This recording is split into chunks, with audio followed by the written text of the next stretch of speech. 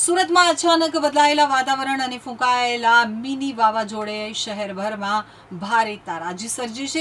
આ કુદરતી આફત એક યુવક માટે કાળ બનીને આવી હતી, જેમાં સુરત મહાનગરપાલિકાનું બોર્ડ પડવાને કારણે એક યુવકનું કરુણ મોત નીપજ્યું છે. શહેરમાં અચાનક વાતાવરણમાં પલટો આવતા ફૂંકાયેલા તેજ પવન અને મિની વાવાઝોડાએ સુરતને બાનમાં લીધું હતું. ભારે પવનના કારણે શહેરના અલગ અલગ વિસ્તારોમાં હોલ્ડિંગ્સ, પતરા અને વૃક્ષો ધરાશાયી થવાની અનેક ઘટનાઓ બની છે. તો સુરતના પર્વત પાટિયા વિસ્તારમાં આવેલા શાયોના પ્લાઝા પાસે ભારે પવનના કારણે સુરત મહાનગરપાલિકાનું એક વિશાળ લોખંડનું બોર્ડ ધરાશાયી થયું હતું. કમનસીબે આ બોર્ડ યુવક ઉપર પડ્યું હતું. બોર્ડ એટલું વજનદાર હતું કે યુવકનું ઘટના સ્થળે જ કમકમાટીભર્યું મોત નીપજ્યું હતું. ઘટનાની જાણ થતાં જ પોલીસ કાફલો દોડી આવ્યો હતો અને મૃતદેહને પોસ્ટમોર્ટમ માટે સ્મીમેર હોસ્પિટલ ખસેડવામાં આવ્યો છે.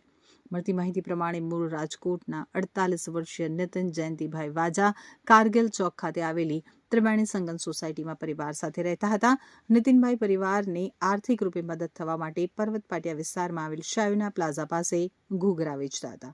સાંજના સમયે નીતિનભાઈ ટેબલ નાખીને ઘૂઘરા વેચી રહ્યા હતા, ત્યારે ફૂંકાયેલા મિની વાવાઝોડામાં મહાનગરપાલિકાનું ભારે ભરખમ લોખંડનું બોર્ડ તેમના ઉપર તૂટી પડ્યું હતું. ગંભીર ઇજાના કારણે ઘટના સ્થળે જ તેમનું મોત નીપજ્યું હતું.